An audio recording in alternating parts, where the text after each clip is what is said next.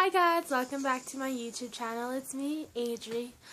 This is my 4th video we're recording. Awesome! If you like my videos, don't forget to subscribe and like them and view them. If you're my friend on Facebook, I'll let you know when I post a new one. If you're subscribed to me, you automatically will get new updates about me putting my videos. Thank you guys all for subscribing, for liking my videos, the comments, everything. I'm so glad people could relate to me, and I'm so glad people are actually listening to me. You know, it's awesome. It's an awesome feeling, so thank you all. Okay, so in my last video, I talked to you about the ups and downs that I was dealing with Bob. In the end, I told you that we were planning on divorce, and I was going to talk to you guys about my big domestic violence situation. Okay, so January passed by. We were married for a year. I met a friend out there. She was a really good friend. We're no longer friends anymore. You know, the stuff I went through, I guess it kind of made her feel uncomfortable, whatever. You know, that's life. And people are no longer friends with other people, and it's okay.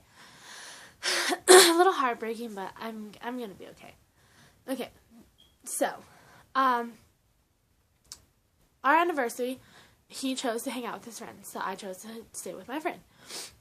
We got into a big argument, you know, just the whole shebang. After that happened, whatever, he was deploying in March. I don't know if I told anybody this, I probably didn't. I found out he was deploying in March. So we were kind of speeding up the moving process so that way I can move out with my daughter, and of course that we could go back home and like finalize the divorce and everything.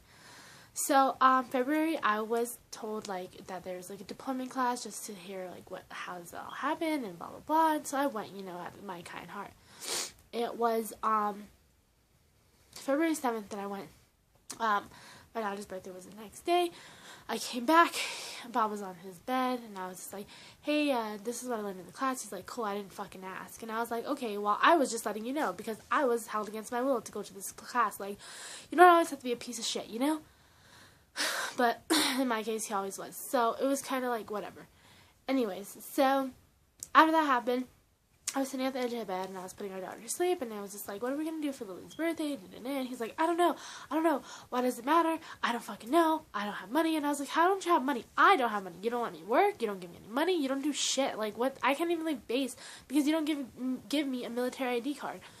And he's like, shut up, Adriana. No. And I was like, no, you shut up. You know, and so I put my daughter to bed and I left to the room, and I started packing my bags, and I texted my friend. I was like, hey, can we go over? And she's like, yeah, come on over, like, you know, we'll go to base to pick you up. And I was like, okay.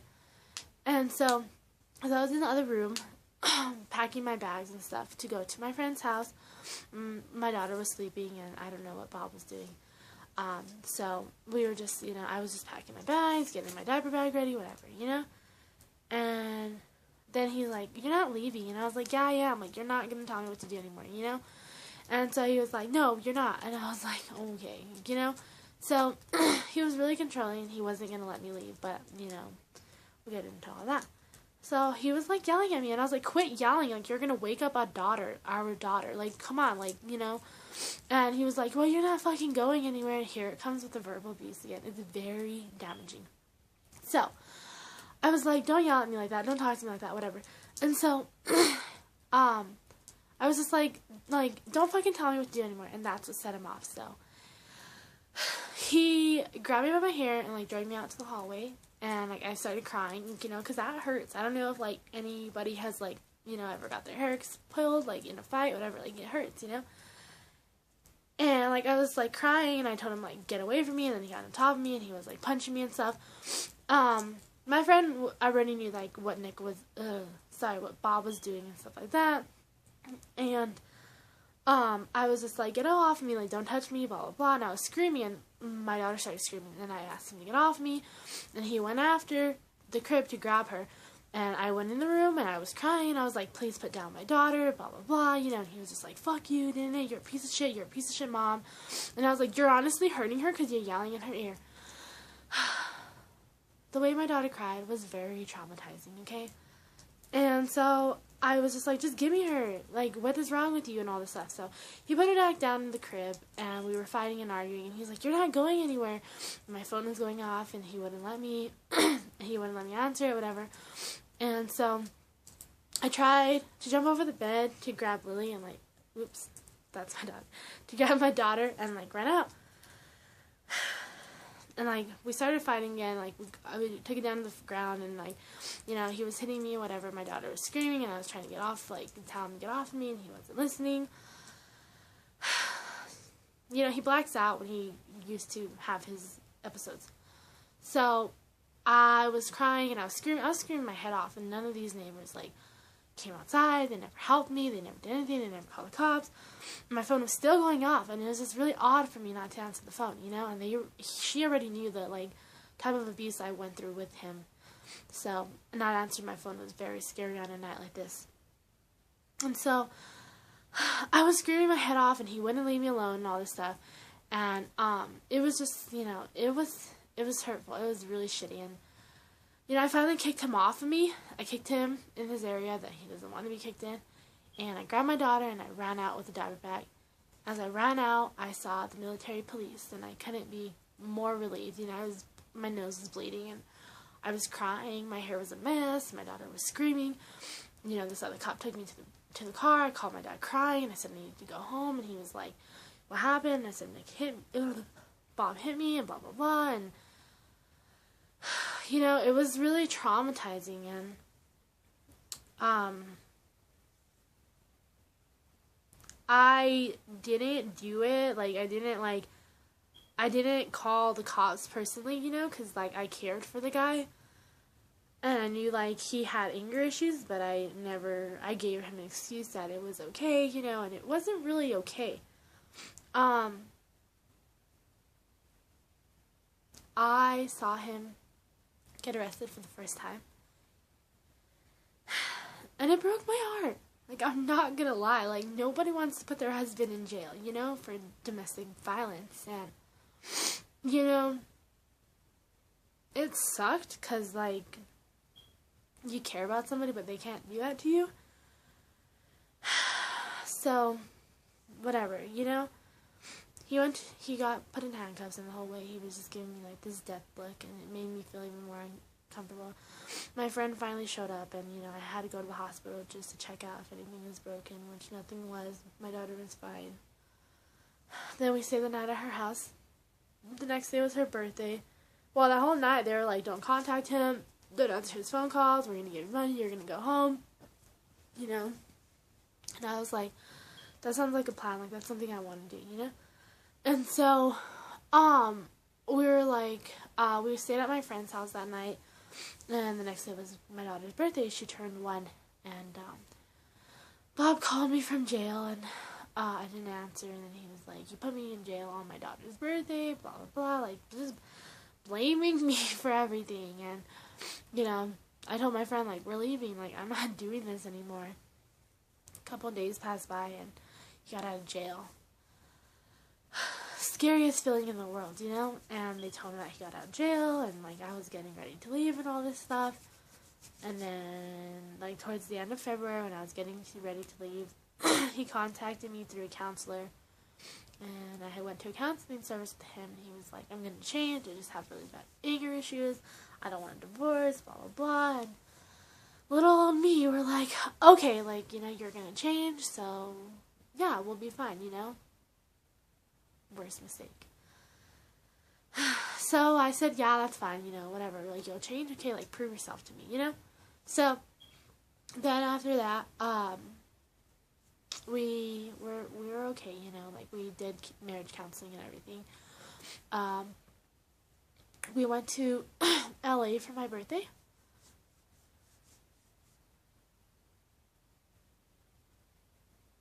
Wait, I kind of skipped a part, sorry. I skipped a big part, okay. Before they contacted me, Bob contacted me, sorry. Before he contacted me, I was supposed to go to trial. Okay, oh, and this is a lot of questions people always ask me, like, why didn't you go through the trial? Okay, so, I was supposed to go to trial against my abuser, which was Bob, you know? I had verbal threats from his family, you know? I had verbal threats from him, even him being in jail, you know? And overall, I was the shitty person for putting a Marine in jail. But yeah, nobody cared about my black eye, nobody cared about my bruised sides, my messed up hair, my scratches on my face, you know, like, my soreness from, like, my shoulders, my neck, like, nobody cared about that. They just cared about me being the bad person that I put a Marine into jail. Well, that's not fair. So, I was like, whatever, you know, like, that's whatever. I met a very good friend out there, and we're still friends to this day, and her daughter and my daughter became really close. She was one of the Marine wives after I lost my other friend. She was one of them that were really close to me. She watched my daughter for the first day. I had to go to trial. I could not make it to trial. I couldn't go against my abuser. I couldn't sit there and have a man look at me in my eyes and give me a death look and have me be scared for the rest of my life. So, I didn't go to trial. I dropped all the charges, and that's when he contacted me and said he wanted to make it work, and so we're going to go back that way. We went to LA for my 18th birthday. No, sorry, 19th birthday. I think it was my 18th birthday. No, it was my 17th because I was married at 18. Sorry. It was my 19th birthday. We went out to LA, and I mean, everything was okay. It wasn't the same, you know. It was really scared. We still got in fights here and there, but he didn't put his hands on me as much as he used to. But he still did. What else happened? Let's see.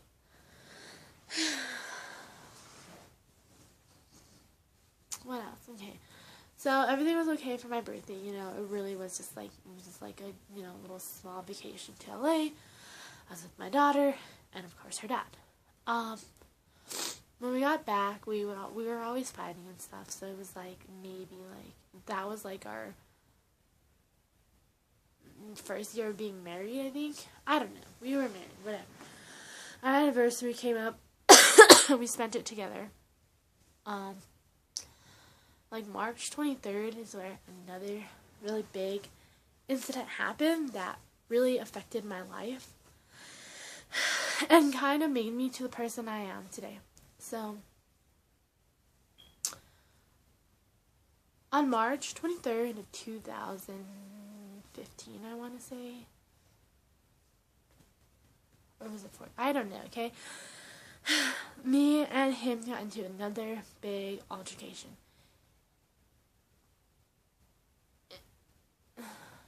He never got deployed. He got kicked off his deployment because of the domestic violence, and he was facing charges, and the Marine Corps wanted me to go through with them. The civilian one wanted to go through with them. I just couldn't.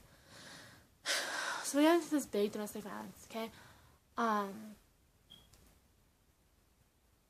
It gets really emotional in this part, okay? Because I went through so much as a person, and it did make me strong, but it also traumatized me really, really bad. Okay, so bear with me, okay? It was like all over again. You know, he choked me, he pulled my hair, he beat me, he punched me, you know. But this time it got like physical with my daughter in it. Like, I had to protect her with my life, and like he like would punch me. But I did everything I could to block my daughter, so he was only punching me, but he was still hitting me with my daughter. He grabbed her and, like, put her back in her crib really shitty, and he came after me, and he choked me so much, like, I passed out.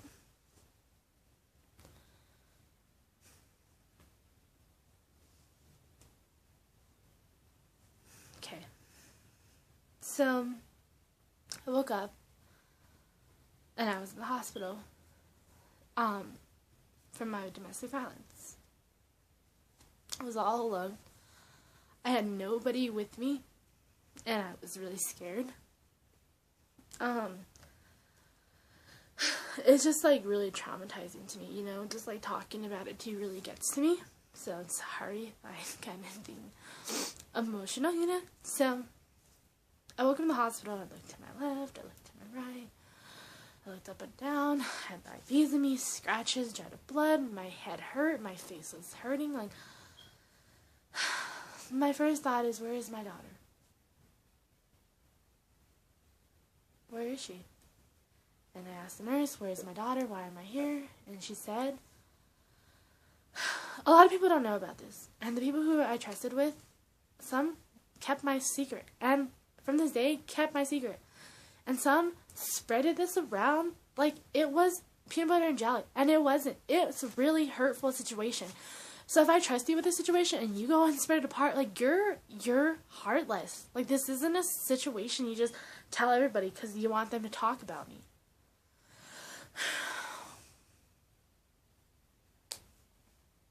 The nurse told me that my daughter was taken away by the state of California Child Custody Services due to a domestic violence incident. My mom and my dad were contacted and everybody, and they didn't know where they took her. They just took her from the apartment that we lived in.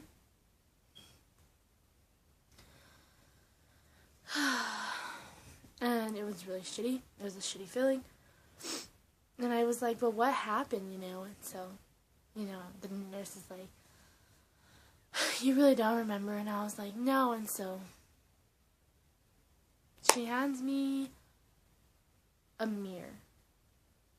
And she's just like, you're so young, you have your whole life ahead of you, you don't need to be married to a man like this isn't okay. And my feelings started running, and I was like, what happened to me?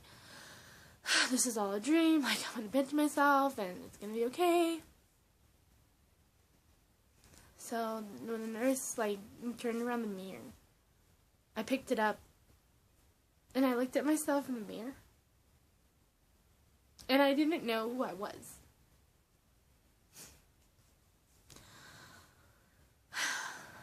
I had black eyes, my face was swollen, I don't know what was wrong with my cheekbones, I had scratches everywhere, my neck was bruised. It was brutal, okay? And it's really shitty when you don't even realize who you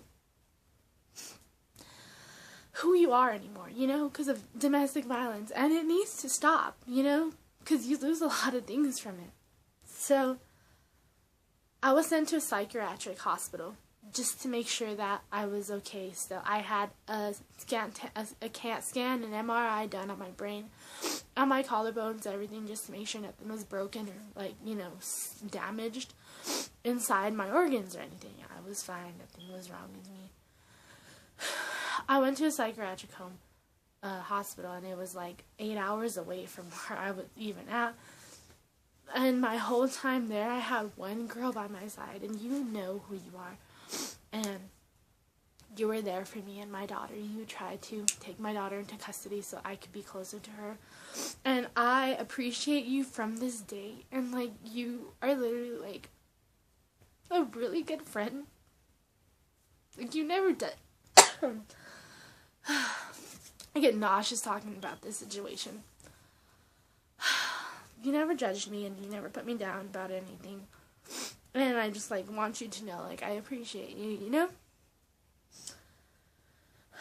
So after that happened, I got to the psych ward, and I didn't know where I was at, and they asked me if I was okay. I wasn't crazy or anything. I just had some severe trauma, I healed and whatever. My best friend came and picked me up from that hospital, all the way, hours away, and she came for me. I love her and her husband to death. And we went the next day to go see my daughter. I got a call from the social worker, and they said that my daughter was in Apple Valley, California, which was an hour and 30 minutes away from me. I asked my best friend if she could go with me, and she said, of course.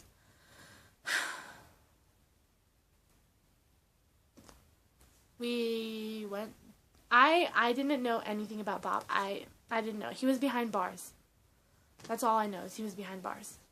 That wasn't even, my main goal anymore, I went and saw, her, and, it had been, 2 weeks since I seen her, my daughter. I didn't even recognize her. I didn't know that was my daughter. And I think the worst part is that she didn't know that I was her mom. And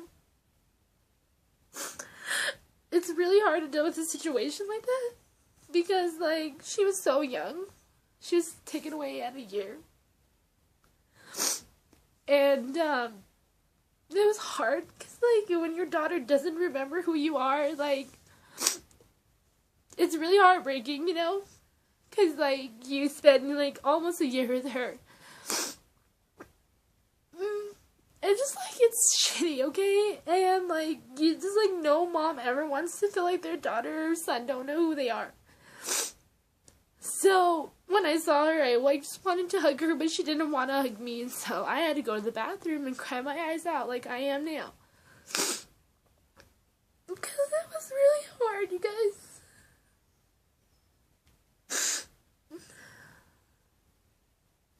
It was really hard. It was heartbreaking because it made me feel like I was a crappy mom. And she was too young to know. She just probably thought, like, my mom left. My mom didn't care about me. Like, I don't know, you know, it was so fucking traumatizing. It sucked. I met the foster mom. She was an amazing person.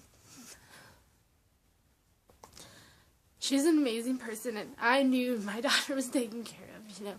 She was still chunky and healthy and happy. She just didn't know who I was. I had a 2-hour visit with her. And I played with her on the slide. Me and my best friend did, her daughter, and it was great, you know. She eventually warmed up to me and knew, like, I was her mom. And so I cherished every moment with her, you know, and I told them, like, my ultimate goal is to get my daughter back, go home, and, like, divorce. Like, I'm done being abused, you know. And I still went, like, with a black eye and stuff, like, you know, makeup covered up, whatever, you know. Anyways, my 2 hours ended up going back, you know. They ended up ending my 2 hours.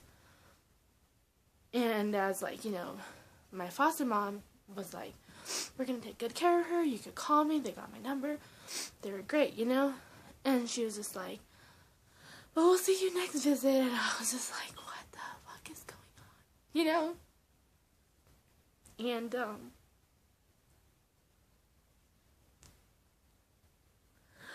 she was attached to me. And she, like, got ripped away from me again. And, like, I remember her screaming her head off that she wanted to stay with me and, like, yelling mommy and, like, them walking to their SUV and, like, I don't know what to do, you know? And if it wasn't for my best friend being there, I probably wouldn't know what to do. And it was just really hard when somebody takes away your daughter and, like, she forgets who you are and then she remembers who you are and they take her away again, you know? But they take her away for her safety.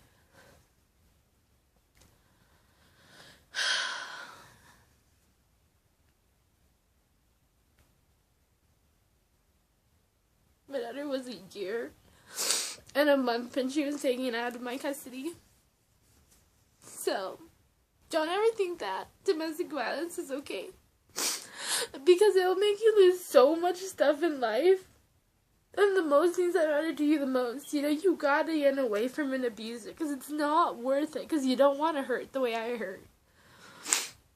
You know, because when they grow up, they're going to be like, you weren't in my life for 2 years, 3 years, what happened, you know?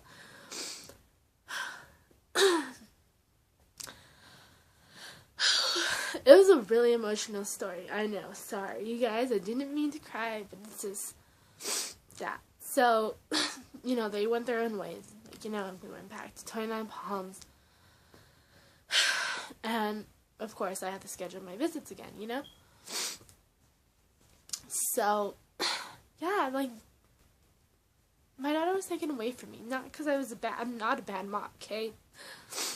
Maybe I am for staying with him, but, like, I loved my daughter. I never wanted to put her in a situation the way I did. Maybe I am one because I put her in that situation, but, like, I didn't mean to, you know? So, whatever your opinion is about it, you know, I'm sorry if I offended any type of moms, you know, but I love my daughter, okay, and I still do. So that's just pretty much wraps up that part of the story. Okay, I hope you guys all enjoyed my video. I'm sorry if I cried like a baby. if this was overwhelming, you know, I'm not doing it for people to feel sorry for me. I'm doing it to spread an awareness that, like, domestic violence has to stop, you know? Because you lose a lot of things from it, like I said, you know? Like this video and keep subscribing. In my next video, I'm going to talk about my visitations and how it happened and where I got my first court hearing, when I first had to face the monster that did things he did to me and my daughter, you know. It's all interesting, and like I said, it's all going to take time, so I hope you guys bear with me. Sorry that I cried in this video. It's just, it's life. It's true. This is a real life story, you know, and I want people to know it from my side, because I've heard my story from other mouths that didn't even compare to mine, you know? And I don't do it for attention, you know? I do it because I'm trying to let people know, like, there's help out there. Like, don't wait till the last minute like I did, you know? I love you guys all, and thank you for watching. Once again, please subscribe to my videos. Watch me on the daily basis. Let me know if there's anything I could do or say for you guys. I love you all, and thank you for watching me. Don't forget to love yourself and others, your mom, your kids, everybody around you. Know that, like, life is hard and it's unhappy, but know that in the end, it's going to be beautiful. Life is beautiful itself. Thank you guys all for watching, and I hope you guys watch my next video. Love you all.